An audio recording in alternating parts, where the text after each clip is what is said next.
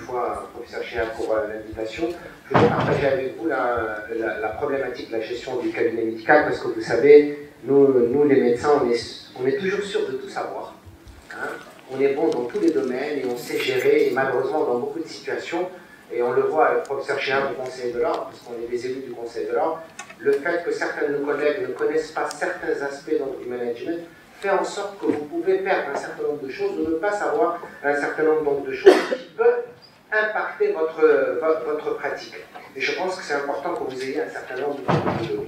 D'abord, il faut que vous sachiez à Casablanca, uniquement à Casablanca, on a 2233 cabinets médicaux privés. Ce qui est énorme. 140, les médecins privés généralistes 925 et les médecins privés spécialistes 2009 pour un total de médecins à Casablanca de 6560 médecins à Casablanca. Ce qui est important, nous sommes à peu près 20 000 médecins au Maroc et sur les 20 000, 6 000 à Casablanca. Donc vous voyez un peu l'importance et regardez le nombre de cabinets médicaux privés. Je vous rappelle également, et vous devez le savoir en tant que médecin, même pour les résidents, il faut être sur le site du Conseil de l'Ordre pour que vous ayez toutes les informations qui concernent votre pratique.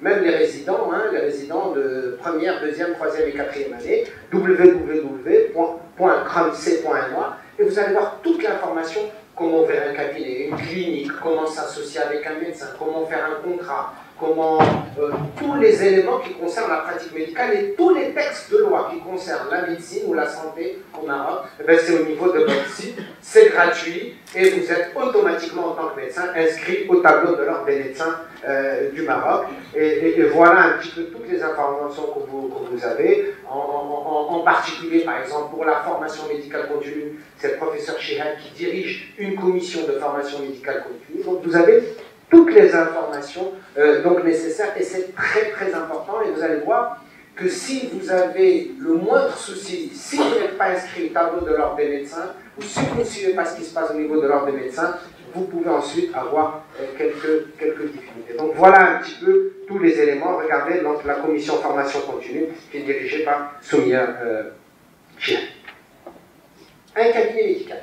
Il faut que vous sachiez dans la loi d'exercice de la médecine qui détermine votre mode de fonctionnement en tant que praticien, y compris dans un CHU, dans le public ou dans le privé.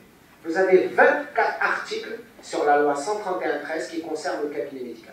Et il y a des choses des fois dont on ne fait pas attention, et il faut y faire attention parce que certains parmi vous vont être dans le privé, même ceux qui vont être dans le public devront comprendre un certain nombre d'enjeux. D'abord l'article 34, et vous allez voir, je vais vous parler d'un certain nombre d'articles qui sont importants. L'article 34 qui vous dit que quand vous ouvrez un cabinet médical, il faut informer le Conseil de l'Ordre et dans les 30 jours, on doit inspecter votre cabinet médical. Et il y a des normes d'inspection et je vous recommande de les connaître parce que beaucoup de collègues ne le savent pas. Par exemple, des fois on va chez un cabinet médical, chez un collègue, et on s'aperçoit que la majorité n'ont pas d'assurance de responsabilité civile. Si vous n'avez pas d'assurance de responsabilité civile dont la copie n'est pas au Conseil de l'Ordre, vous êtes à un risque énorme par rapport à votre exercice. Ça, c'est l'article 34. L'article 35. Si on ne vous répond pas au Conseil de l'Ordre dans les 30 jours, vous êtes censé commencer à travailler et ça veut dire que vous avez l'autorisation. Tant pis pour le Conseil de l'Ordre s'il n'a pas fait son travail. Mais vous avez 30 jours entre le moment où vous avez déposé votre demande et si on ne vous répond pas, vous pouvez commencer votre activité à la condition que vous ayez votre assurance. C'est le même principe, si vous transférez, vous allez trouver au Conseil de l'Ordre, si vous transférez d'une préfecture à une autre préfecture. Si vous restez dans la région du Grand Casablanca, que vous passez de Haïl Hassani à Haïl Mohammadi à Anfa, ça n'a aucun problème, on vous donnera immédiatement l'autorisation et on inspectera votre cabinet. Par contre, si vous passez de la région du Grand Casablanca à Souss Massadra ou à Tensift ou à Tanger-Tétouan, c'est une nouvelle procédure, d'une nouvelle réinscription en tant que médecin. Et ça va concerner les résidents.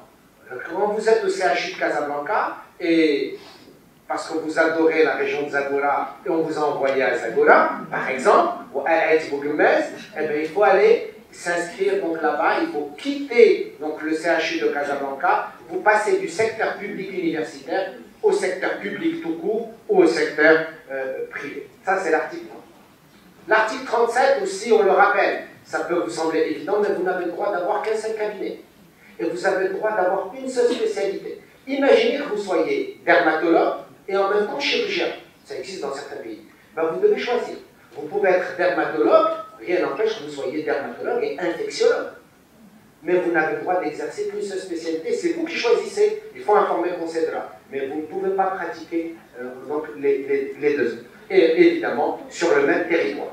Le seul moment où vous avez le droit d'aller donner un coup de main à un autre collègue sur un autre territoire, il faut l'autorisation du conseil de l'ordre et du président de la commune au niveau de laquelle vous allez aller exercer. Il est interdit pour vous de donner votre cabinet en gestion à quelqu'un d'autre. Le seul moment, on va voir ce que ça veut dire un remplacement, le seul moment, si dans les 3 jours, pour une urgence, parce que vous devez aller avec votre enfant quelque part, ou parce que vous devez aller à un congrès, etc., vous avez uniquement pour une période inférieure à 3 jours. Ou sinon, on rentre dans la procédure de remplacement. Mais vous n'avez pas le droit de le donner à quelqu'un d'autre. Un cabinet secondaire, vous êtes dermatologue ici à Casablanca, et on a besoin de vous à Tamaris ou à Daguerza parce qu'il n'y a pas de dermato. Il faut qu'il n'y ait pas de dermato. Et à ce moment-là, vous êtes autorisé par le conseil de l'ordre de la commune à aller donner des actes de dermatologie à Daguerza ou à Tamaris ou à Ezmour, mais il ne faut pas qu'il y ait de dermato sur place. Que ça soit public ou privé, ou sinon vous n'avez pas le droit. Et ça c'est important parce que des fois on voit certains collègues qui vont aller de là, papillonner, ici, attention, en cas de problème pour le moindre acte, vous n'êtes pas protégé par Vous pouvez avoir un cabinet de groupe, et de toutes les façons, je suis persuadé, moi qui fais beaucoup de gestion de management, dans l'avenir, c'est ça. Les cabinets, c'est comme les épiceries par rapport à Assima et à Marjane. Dans l'avenir, ça sera les cabinets de groupe, c'est une évidence. Pas spécialement en chirurgie, en dermato, en cardio, etc. Partout, ça sera les cabinets de groupe. Ben là aussi, maintenant, le cabinet de groupe est régi par un texte, c'est l'article 39. Il suffit que vous créez avec 1, 2, il n'y a pas de limite. Vous pouvez être 8 dermatos ensemble. Il y en a un qui fait de la cosméto, l'autre qui veut faire autre chose. Vous pouvez faire différentes spécialités, mais il faut créer ce qu'on appelle une société civile professionnelle et préciser société civile professionnelle de médecins, parce qu'il y a d'autres types de sociétés civiles professionnelles.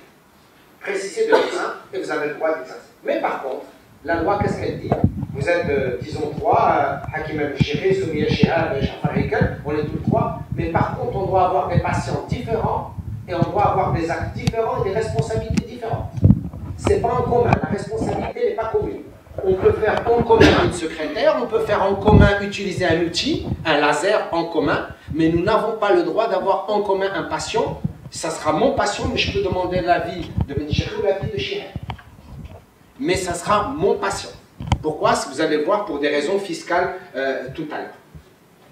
La même chose, si vous êtes dans un cabinet de groupe, et on l'a vu dernièrement pour un certain nombre de médecins casablancais, maintenant on les a rappelés à l'ordre, vous n'avez pas le droit d'aller créer une société civile professionnelle à Marrakech, ou à Tanger, ou même dans une autre préfecture de Casa. Vous ne pouvez pas être associé à plusieurs cabinets. Un seul cabinet, si vous décidez d'être associé. Vous ne pouvez pas être associé à un cabinet et avoir votre propre cabinet. Ce n'est pas possible, même avoir 5% d'actions ou 10% ou 20% d'actions. L'article 39 est clair à ce sujet. Ce médecin collaborateur qui va travailler avec vous n'est pas votre médecin remplaçant. Ça n'a rien à voir. Le médecin qui vous remplace, il faut demander au conseil de l'ordre et on a le droit d'être remplacé dans la même spécialité. Un dermatologue ne peut être remplacé que par un dermatologue ou par un résident en dermatologie de dernière année de dermatologie. Pas de première, deuxième ou troisième. Si c'est une spécialité de 4 ans, c'est la 4e année. Si vous êtes en chirurgie, c'est une spécialité de 5 ans, c'est la 5e année. C'est le seul cas de remplaçant. Donc vous ne pouvez pas dire « je suis cardiologue, je vais être remplacé par un interniste ». La loi, elle est claire. Cardiologue doit être remplacé par un cardiologue ou un résident de dernière année de cardiologie. Et ça c'est extrêmement important. Pourquoi? On le voit pour beaucoup dans les gardes de réanimation. Attention, dans les gardes de réanimation, la loi elle est claire. On laisse faire, mais s'il y a l'incident, et de plus en plus la population, attention. La population, c'est plus comme avant. Et pour la moindre chose, ils vont aller porter plainte. Donc protégez-vous, c'est beaucoup plus en termes donc, de protection.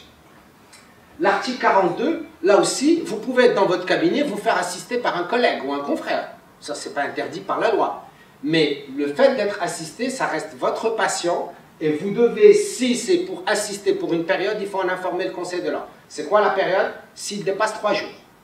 Il faut informer absolument le conseil de l'ordre. Pourquoi? c'est pour des raisons fiscales et pour des raisons de responsabilité civile.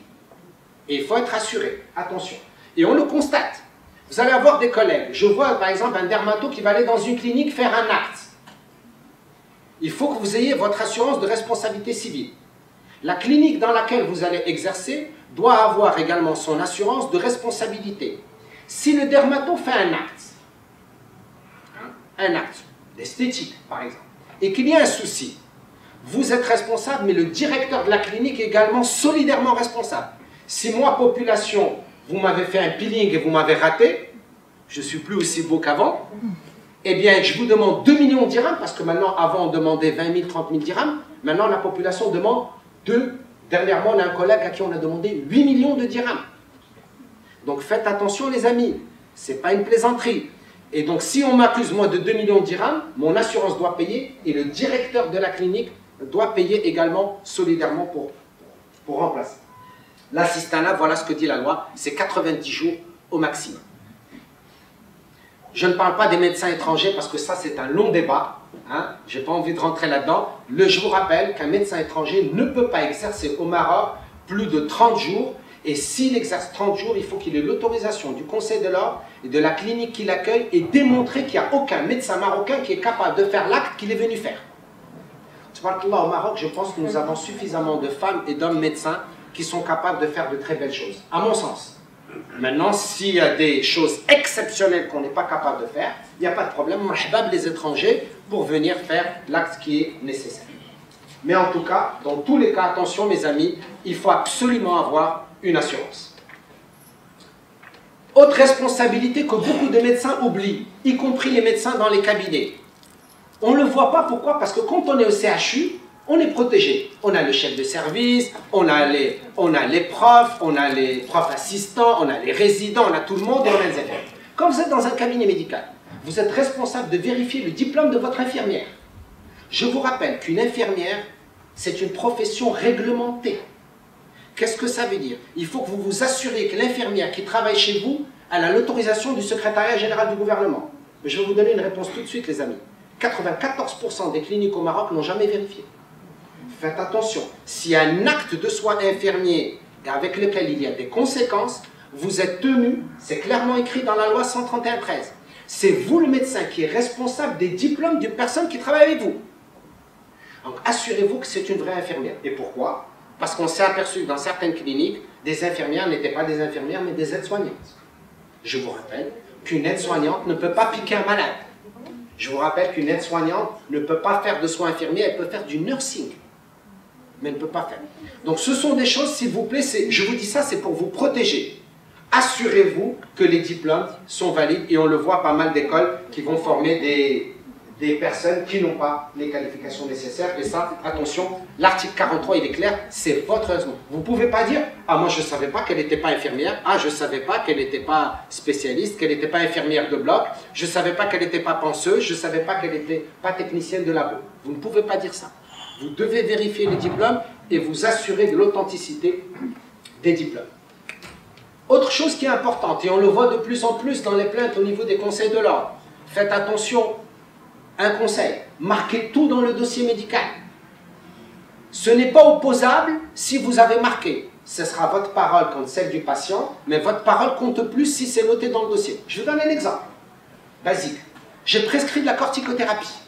En prescrivant de la corticothérapie, je suis conscient d'un certain nombre d'effets secondaires.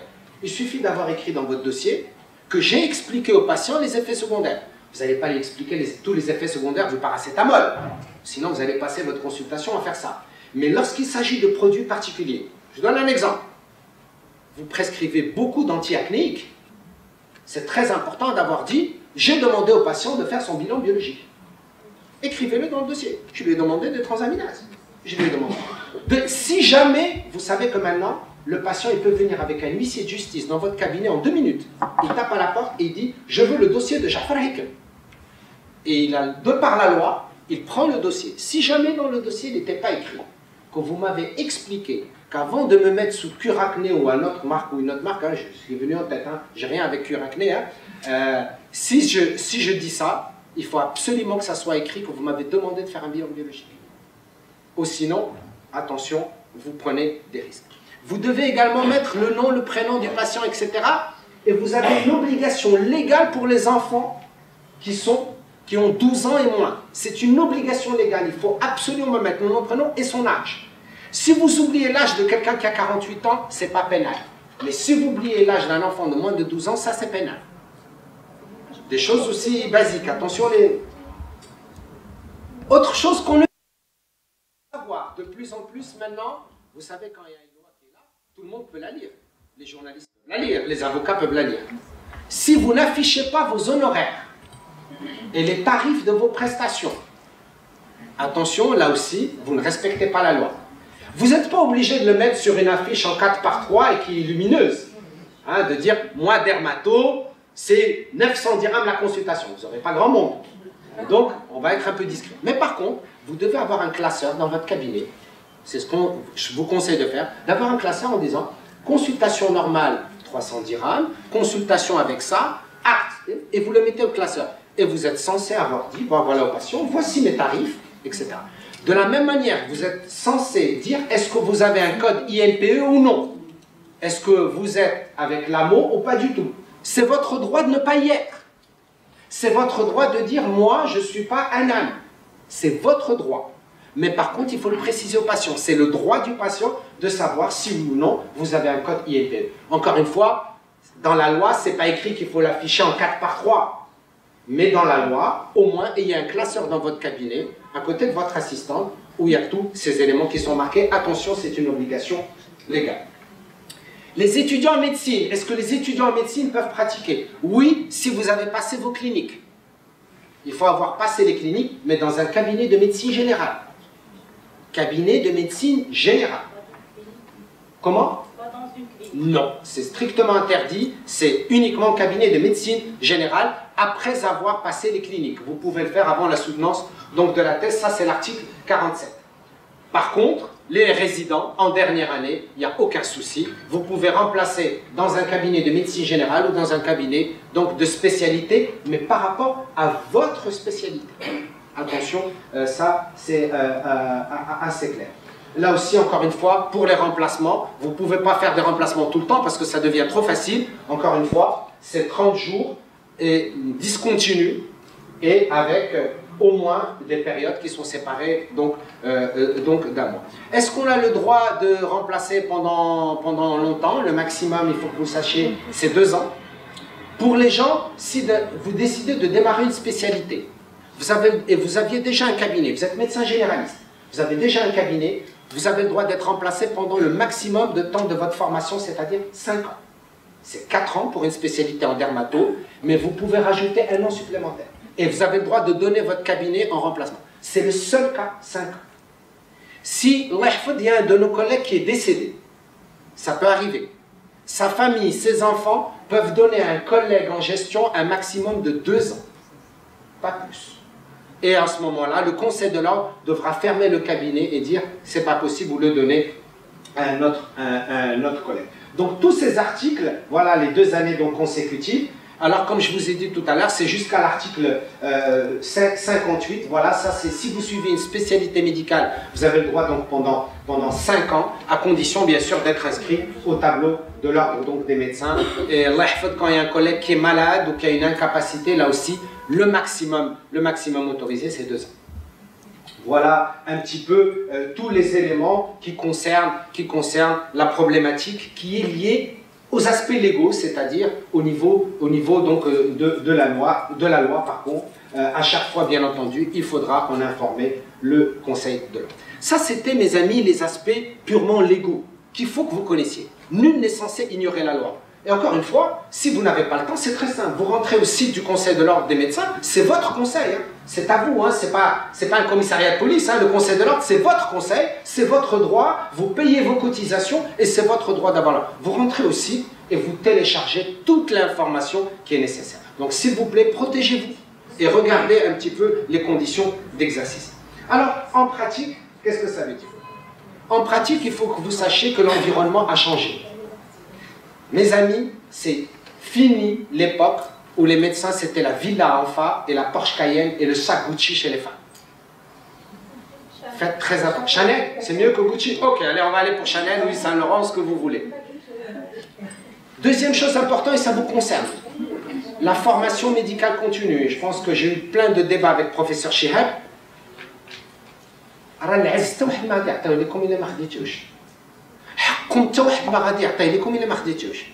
Et je rejoins ce qu'elle dit. La cosmétologie vous revient de droit.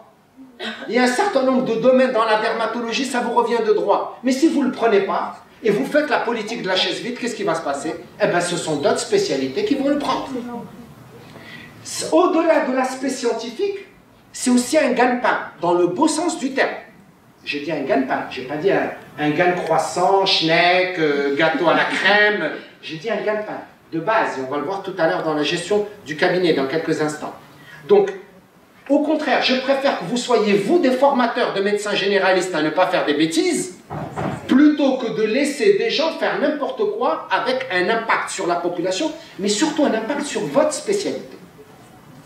Si on veut retrouver la cosméto et le peeling dans un salon de coiffure et un salon d'esthétique, ne vous étonnez pas ensuite qu'on dise bah, des dermatos, c'est une catastrophe d'aller faire un peeling chez un dermato. Ne vous étonnez pas. Donc prenez les choses en main, faites vous-même la formation des jeunes et des médecins, des autres types donc, de médecins, pour qu'au moins les choses soient bien faites et structurées. Pourquoi? Parce que l'environnement change complètement. L'environnement change. C'est plus possible aujourd'hui, la concurrence, aujourd'hui, l'ouverture grâce à la loi 131-13, il y en a qui disent grâce, il y en a qui disent à cause, je ne fais pas de débat politique, mais faites attention, avec cette nouvelle loi, ben, la concurrence va faire en sorte que le métier va changer. Donc si vous n'avez pas une bonne organisation, un bon style donc, de management, on va paupériser la médecine et paupériser l'acte. Et on peut se trouver demain avec un acte de dermato à 40 dirhams. Bon, très simple. Il suffit tout simplement de ne pas faire attention à l'environnement. Et l'environnement, on va dire, mais écoutez, moi si, entre Heikel et Chihab, ok, Chihab, elle est excellente, elle est prof de dermato, bon, Heikel, ok, il est prof, mais il n'est pas un dermato, mais il fait le même acte. Elle le fait à 800 dirhams, moi je le fais à 200.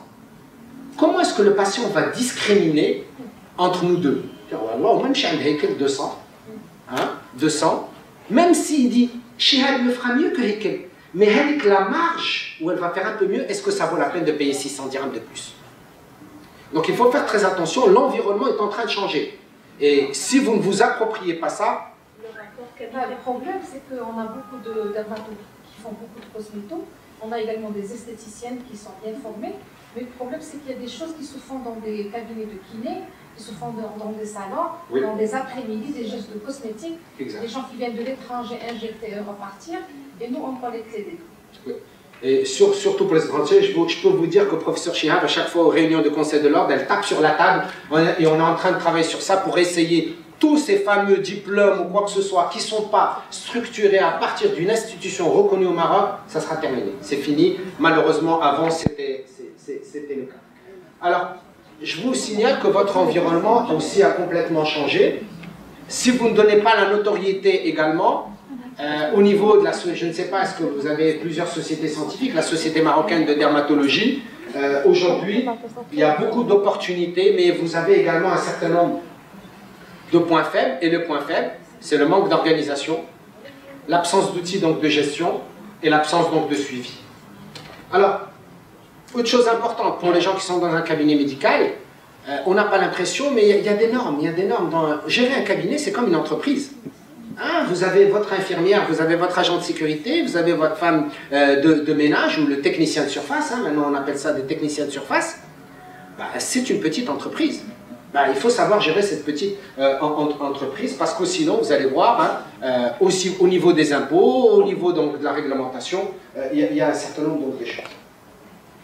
Si vous ne mettez pas, encore une fois aujourd'hui, et on l'a vécu il y a 15 jours au niveau du Conseil de l'Ordre, si vous ne mettez pas des règles dans vos recettes, si vous ne mettez pas des règles dans ce qu'on appelle un grand journal dans votre cabinet, ce sont les autres qui vont venir le faire. Récemment, nous avons eu une collègue, je ne vais pas dire son nom évidemment, Génico, où il y a les services fiscaux qui sont venus. Ils ont dit, vous êtes Génico? Vous êtes diplômé depuis 8 ans, elle était avant au CHU, hein. 8 ans, ok. Donc vous faites 15 consultations par jour, dont 10 avec échographie. Et voilà combien ça fait, et voilà combien vous devez. Oui, mais moi, les enfants de médecins, je ne me fais pas payer. Non, on s'en fout. Enfants de médecins ou gratuit, vous faites gratuit à un médecin, ça c'est votre problème. Nous, l'État, on doit collecter fiscalité. Donc si vous ne tenez pas un registre, par contre, quand vous tenez un registre, il n'y a pas de problème. D'abord, ils ne peuvent pas voir le dossier médical parce que c'est illégal. Parce qu'un dossier médical, seul un médecin peut voir un dossier médical. Sauf décision du procureur. Mais si vous n'avez pas de registre, ils sont en droit de faire, et c'est la loi aussi, ils sont en droit de faire l'estimation. Alors vous, Hakim Ibn Chiri, c'est entre 35 et 40 patients par jour, 35-45. Et on va la faire travailler tous les jours, y compris samedi. Mercredi après-midi, je vais avec les enfants, je ne travaille pas, et samedi matin, je travaille pas. Ah non. Et elle travaille toute la semaine, y compris samedi matin. Et probablement, elle doit faire 2 blocs par semaine. C'est comme ça. Donc, si vous n'avez pas de registre, s'il vous plaît, c'est extrêmement important pour vos recettes, mais également sur le plan fiscal. Je vous rappelle encore une chose importante. Oui. On a un comptable. Oui. C'est son travail. Oui, c'est son travail de comptable, mais attention, attention, vous avez beaucoup de comptables qui ne connaissent pas le domaine et qui, des fois, il faut que ce soit des comptables qui aient l'habitude pour les cabinets médicaux. Un comptable très compétent. Voilà. On n'est pas en droit de mettre va gérer... Non, non, vous sous-traitez, mais encore une fois, il y a beaucoup de médecins qui disent « Moi, j'ai donné à mon comptable, c'est lui qui sait. » Non, vous aussi, vous devez avoir l'œil, vous devez au moins comprendre. Je ne veux pas que vous soyez des experts en management, mais que vous sachiez avoir une lecture des choses, parce que je veux vous dire une chose, quand vous avez un problème avec le fisc ou avec les autorités, votre comptable, il a disparu. On ne le voit plus. Donc il faut faire extrêmement attention. 10 000 dirhams, vous le savez, c'est le maximum que vous avez le droit. Faites attention. Essayez de payer le maximum en chèque et pas en liquide. Ça, je vous le conseille parce que sinon, en chèque. Oui, oui, on laisse les questions à la fin. Par chèque et pas par liquide. Je vous rappelle, beaucoup de collègues médecins vont dans les restaurants et mettent ça dans les charges du cabinet. Mes amis, vous n'avez pas le droit d'aller au restaurant sur les charges du cabinet. Il y en a beaucoup qui... Ah, vous allez le voir. On va laisser les laboratoires au restaurant. Synergie, c'est vous. Hein. Nous, on ne veut pas payer le restaurant parce qu'on ne peut pas le mettre dans nos charges. Sauf si vous amenez la preuve que c'était dans le cadre d'une réunion scientifique, etc., etc., etc. Donc, je vous dis parce que beaucoup, et on élimine. Et vous allez voir ce qui va se passer dans quelques instants. Et évidemment, les impôts, la taxe d'habitation. Alors, beaucoup de gens disent taxe d'habitation ou patente. Alors, faites très attention. C'est deux choses qui sont différentes. Et est-ce que vous êtes dans un immeuble? Vous n'êtes pas dans un immeuble? Est-ce que vous êtes dans une villa? Est-ce que vous êtes dans une zone? Quel type de zone? Est-ce que vous êtes en milieu rural ou périurbain? Est-ce que vous êtes en milieu... Attention, tout ça, dites à votre comptable de vous expliquer. C'est extrêmement important pour vous. Alors, vous n'êtes pas censé ignorer la loi. C'est extrêmement important. Alors, par exemple, pour les taxes, regardez nous. Votre cabinet, mon conseil, ne faites pas, s'il vous plaît, une valeur locative élevée pour votre cabinet. Plus vous faites une valeur élevée, locative élevée, plus votre patente va être élevée. La même chose pour les équipements que vous voulez mettre en dermato, hein, les lasers ou les dernières technologies. Il faut que ça soit du matériel roulant. Si c'est du matériel fixe, vous allez payer une taxe supplémentaire. Et c'est pour ça que vous allez constater de plus en plus hein, les grands appareils déco ou quoi que ce soit qui roulent. Si c'est un matériel qui est fixe, vous êtes taxé dessus. Alors, évidemment, maintenant, il y a plein de lasers portables. Il vaut mieux pour vous. Hein. Je suis pas en train, je sais qu'il y a des sociétés scientifiques, des sociétés d'équipement qui me détestent, parce que quand je donne ce genre de conseils, mais c'est dans votre intérêt, les amis, sinon vous allez payer très cher. Parce que la patente également, en dehors de la valeur locative de votre bien, elle va également être ajustée sur l'équipement que vous avez. Et ça, c'est assez important. La seule bonne nouvelle, entre guillemets, c'est que vous ne payez pas de TVA. Vous ne payez pas de TVA, c'est une bonne nouvelle. Mais attention, mes amis, encore une fois, c'est l'interprétation. Vous ne payez pas de TVA, vous êtes tranquille, vous dites, ah ben, nous, on n'a pas de TVA. Mais attention, quand vous achetez du matériel, vous payez la TVA. Et la mauvaise nouvelle, mes amis, c'est que vous ne pouvez pas récupérer cette TVA. Donc faites vos calculs sur quoi il faut acheter. Et des fois, encore une fois, j'ai rien dit, hein, mais c'est pour mon ami Chihab que je fais ça, j'ai rien dit. Il vaut mieux des fois créer une petite société, vous avez le droit, et que ça soit elle pour qu'elle puisse récupérer la TVA. Plutôt que vous en tant que médecin. Je peux m'appeler professeur Shihab Soumia, je suis médecin, mais je peux avoir Soumia & Co compagnie qui s'occupe que de l'équipement. C'est son droit. Elle paye ses impôts, c'est légal, au moins qu'elle puisse récupérer la TVA. Parce que sinon, vous ne pouvez pas récupérer la TVA. Ça, c'est une chose. L'IGR. Alors, je vais vous dire une chose, c'est une mauvaise nouvelle. Je sais que je fais rire quand chez mes amis qui sont très très religieux, ils en parlent. Moi, je leur dis, vous savez, aujourd'hui, dans le contexte marocain, il vaut mieux que j'achète 40 hectares de vignes et que je vende du vin, plutôt que de construire un grand cabinet ou une clinique. Ils me regardent comme ça. Mais c'est un mécréant, Heikel. Pourquoi? Si j'achète 40 hectares de vignes, 1, je suis exonéré d'impôts. 2, le crédit agricole me finance le goutte à goutte. Il me finance les puits. Et même pour mon personnel, je l'exonère d'un certain nombre de taxes sociales. Oui, je peux encore renouveler le truc. Par contre, si je suis dans un cabinet de groupe ou dans une clinique, non seulement je vais payer l'IS, si je suis dans le cadre d'une société, mais en plus je vais payer l'IGR.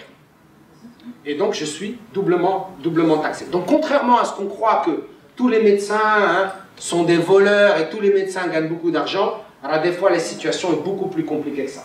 Voici un petit peu les déductions fiscales auxquelles vous avez droit. Regardez avec votre agent, avec votre comptable. Il y a des choses qui ne sont absolument pas déductibles. Il y a des choses qui sont déductibles. Cette présentation, je vais la laisser au professeur Chirab. Elle est à votre disposition, donc je vous la laisse avec plaisir. Je lui remettrai, utilisez-la comme vous voulez, avec grand plaisir. Par contre, profitez de la formation continue. La formation, tout ce qui est formation, vous pouvez la mettre sur vos charges. Vous allez en congrès, en France, aux États-Unis, la formation d'aujourd'hui. Pourquoi vous pouvez la mettre? Vous pouvez mettre la formation d'aujourd'hui, même si ce n'est pas quelque chose que vous payez de votre poche, mais vous dites, moi, Hakim Amichiri, j'ai quitté mon cabinet ce matin, je devais faire 5 patients et j'ai perdu 2000 dirhams. Ces 2000 dirhams, vous pouvez la mettre dans vos charges. Même si elle n'a rien payé de sa poche. Mais c'est une perte de chiffre d'affaires, c'est une perte de revenus, elle a le droit de le faire. Par contre, il y a plein de choses que vous n'avez pas le droit de faire. Attention, si vous avez un collègue qui est venu travailler dans votre cabinet et que vous le rémunérez, n'oubliez pas de payer pour lui l'impôt. C'est 30%. Si vous lui avez donné 1000 dirhams, il faut reverser à l'État 300 dirhams de plus. Parce qu'il faut payer les 30%, l'IGR, attention. Bien sûr, vous allez me dire, ouais, là j'ai rien dit le cabinet, oui, mais si jamais c'est déclaré, c'est vu, faites attention. Moi, ce que je vous dis, c'est uniquement les règlements. Ensuite, vous faites... Alors, l'amortissement, la même chose. Je pense que vous avez des experts pour ça. Attention à l'amortissement. Entre la voiture, mes amis, c'est différent l'amortissement d'une voiture, l'équipement informatique, etc. Vous ne pouvez pas avoir des Porsche Cayenne et des Range Rover à amortir, mes amis, pour que ça soit clair. Il y a un plafond à ne pas... La cotisation minimale, tous les médecins le savent. La cotisation minimale, alors, les 3 premières années, oui, il n'y a pas de souci, avant le 1er février, et c'est 6% de votre revenu. Attention, si vous n'avez pas le fameux registre dont je vous ai parlé, des recettes que vous avez, ils vont déterminer quel type de revenu annuel vous avez. C'est-à-dire,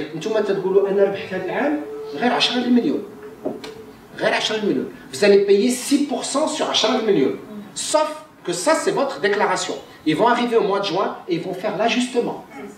Et cet ajustement, vous dites, qui va chercher 10 millions? Mais avec 10 millions, c'est impossible. 40 millions. Et ils vont réajuster avec les 6% à l'année. Par contre, si j'avais la preuve de mon registre, bien déclaré avec tout, là, ils ne peuvent rien faire et vous pouvez négocier. Ne vous mettez pas en position de faiblesse pour ne pas pouvoir négocier. Mettez-vous en position de force pour pouvoir négocier. Alors, je vous ai donné un exemple concret que j'ai à travailler, et ça, c'est mon côté management, pour un collègue, pour ce qu'on appelle le business plan d'un cabinet médical classique hors actes chirurgicaux. Alors, voici comment ça se calcule. Ça se calcule sur la base de 24 jours par mois, sur 250 jours par an. 24 jours, 250. Les charges locatives, c'est un maximum de 12%. Les charges locatives matérielles, c'est-à-dire si vous faites du leasing de matériel, c'est 7%. Les charges du personnel, c'est 25%. Vous ne pouvez pas être un cabinet et me dire, moi j'ai avec moi 8 personnes. Ce n'est pas un cabinet, ça. Vous ne pouvez pas avoir 8 personnes dans un cabinet. Vous pouvez en avoir 3, 4, mais pas 8 pour un cabinet. Si vous êtes dans un cabinet, un grand cabinet de groupe, oui, vous pouvez avoir 6, 7 personnes aussi. Les charges d'exploitation, c'est tout ce qui fait tourner la machine, c'est 10%, avec le maximum, ce qu'on appelle le résultat brut d'exploitation, le maximum d'irrabah brut ne peut pas être au-delà de 46%. Brut. Ah, il faut enlever l'IGR. Et c'est pour vous montrer un vrai calcul, hein, parce que des fois les gens ont l'impression qu'on gagne beaucoup d'argent. Et entre parenthèses, hein, moi j'ai pas honte de dire, les médecins doivent gagner beaucoup d'argent. Moi j'ai pas honte de le dire. Hein. C'est normal, parce qu'on a au minimum un bac plus 8 pour être généraliste, au minimum un bac plus 12 pour être spécialiste, et au minimum un bac plus 18 pour être prof, Hakima. N'est-ce pas hein? Donc, on mérite de bien gagner notre vie. Aujourd'hui, quand vous amenez quelqu'un pour vous changer la parabole à la maison ou un plombier, en 5 minutes, il vous facture 250 dirhams. Outbef dermato, 250 dirhams. Oh, je alors que quand il change de parabole de Astra à 9,5, c'est normal, 250-300 dirhams. Et un dermato spécialiste, 250 ou 300, c'est du vol. Hein. C'est vraiment du vol. Voilà un peu la culture. Alors en pratique, ce cabinet qui existe, regardez combien il gagne en pratique. Alors qu'on a l'impression, regardez, voilà son revenu mensuel. Un vrai cas. Son cabinet avec 8 patients par jour. Toute l'année, 8 patients par jour, ce qui est déjà bien. Et regardez, il lui reste par mois 19 745 dirhams par mois. Attention, attention, en faisant le truc moyen. Donc il ne faut pas croire à un certain nombre de choses. Ça, c'est un cabinet classique avec une location de 6 000 dirhams par mois. Et voilà. Le CM, c'est la cotisation minimale. Hein. Voilà un peu les résultats. Donc c'est pour vous dire, je vous recommande, mes amis, de bien vérifier la gestion de votre cabinet, de bien voir tous les aspects, parce que les dérapages sont vite arrivés. Pour ma dernière partie, j'espère que j'ai encore 5 minutes, Soumia. Oui, hein? Vous avez jusqu'à 10. Oui. Ok. 5 minutes.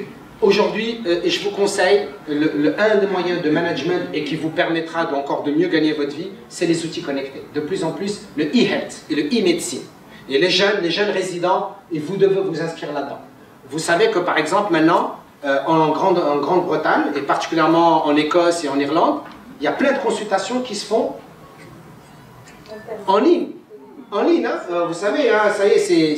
Alors, et ça va se faire de plus en plus. Et je veux vous dire, mes amis, comme je vous l'ai dit tout à l'heure, si vous ne faites pas, il y a des gens qui vont le faire à votre place.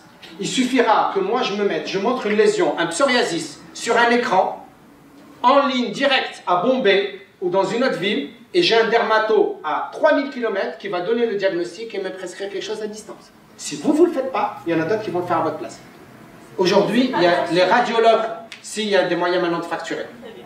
Il y a les radiologues qui commencent à en souffrir, les radiologues marocains, les biologistes marocains commencent à en souffrir. Attention, vous dermatos, que vous ne puissiez pas en souffrir si vous ne prenez pas la main le plus rapidement. Ça va arriver dans quelques années. Ne croyez pas que le Maroc est si loin de ça.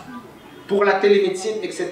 Donc voilà un peu les côtés. Regardez les domaines thérapeutiques. De plus en plus maintenant, la diabéto, la nutrition, la majorité maintenant c'est en ligne. En ligne et on facture en ligne. Et la facturation existe également dans le contexte marocain. Attention, détrompez-vous. Alors, s'il vous plaît, je rappelle l'ordonnance. La traçabilité, les effets secondaires, la lisibilité, s'il vous plaît. Ce sont des choses qui vous semblent évidentes dans un cabinet médical. Mais faites attention. Les prescriptions biologiques, toujours rajouter maintenant. Ça, je vous ai donné l'exemple de chez moi. Hein. Toujours vous rajoutez maintenant. Consentement libre et éclairé. Consentement libre et éclairé. C'est écrit sur votre ordonnance de prescription biologique. Vous avez demandé une infection, un VIH, vous avez demandé une hépatite, vous avez demandé ce que vous voulez, c'est écrit en bas. Maintenant que le patient n'ait pas voulu le lire ou ne l'a pas lu, etc., vous êtes protégé. Donc s'il vous plaît, ne l'oubliez pas le consentement. N'oubliez pas la charte du cabinet. On l'oublie. Avec les conditions, les tarifs, les trucs. Il y a une charte. Si vous venez chez moi, marhaba bikoum, venez voir, sur tous mes patients, ils ont tous signé. S'ils ne signent pas la charte du cabinet, je ne les accepte pas en consultation. Comment c'est Une charte, c'est-à-dire quels sont les règlements, le règlement intérieur de votre cabinet. Vous avez un règlement intérieur, vous mettez en place un qui ne va pas à l'encontre évidemment de l'exercice de la médecine, mais par exemple vous dites, je vous donne un exemple. Si vous dites, moi je vous fais 6 séances de peeling ou 6 séances de laser épilation définitive. Et c'est 6 séances et ça vous coûte 4000 dirhams. Vous avez expliqué au patient et tout, etc. Si le patient décide de vous payer, et après au bout de 3 séances, parce qu'il y a une esthéticienne qui lui a dit non, tu veux le remboursez-moi. C'est une chose aussi basique. C'est écrit dans la charte. Tout ce qui est règles déontologiques, règles éthiques, règles de fonctionnement, il faut le faire. C'est une page. On va la remettre au patient. Au patient, et il la signe et vous la gardez. Bien sûr. Tous les patients. Moi, c'est une recommandation que je vous donne. Moi, je la fais signer à tous mes patients. Est-ce que ça ne peut pas faire peur aux patients? Pour- Dès qu'on parle au Marocain de signer un papier, je vous dis, quand c'est un acte de consultation basique, c'est pas grave. Mais quand c'est un acte que vous allez faire, moi je vous le recommande. Quand c'est une consultation basique, c'est pas grave, mes amis. Mais si vous allez faire des actes, protégez-vous. C'est uniquement une protection. Je vous signale qu'il y a plein de sites au Maroc et plein de sociétés au Maroc qui ont des logiciels de gestion du cabinet. Pas la gestion des rendez-vous, la gestion du cabinet. Prenez votre temps et ça ne coûte rien du tout, vous pouvez le mettre dans votre charge. Ça va vous faciliter la vie et vous permettre donc un suivi. Voilà, je vous en donne quelques exemples. Voilà, gestion du cabinet. Alors, il y a toutes les spécialités, ophtalmo, cardiologue, généraliste, dermato, ça existe maintenant partout. Faites-le, ça ne coûte rien du tout. Et vous pouvez les mettre dans vos charges et ça va vous faciliter la vie, y compris gérer les salaires de votre personnel, y compris gérer l'eau, l'électricité, tout ça. C'est rien du tout. Faites-le. On a l'impression qu'on fait des économies, mais mes amis, on ne fait pas d'économies. On risque au contraire de ce. Alors je termine en disant pourquoi est-ce que je parle aujourd'hui de management et je remercie Soumia d'avoir abordé ce thème dans votre séminaire. Attention, avec les outils connectés, avec l'évolution donc de la médecine, peut-être qu'un jour le médecin va être, entre guillemets, un être en voie de disparition à cause des outils connectés. Alors prenez-le entre vos mains. Soyez vous-même des acteurs de votre propre changement. Ou sinon, il y en a d'autres qui le feront à votre place. Ou sinon, il y aura d'autres spécialités qui vont prendre ce qui vous revient de droit. Voilà, merci beaucoup.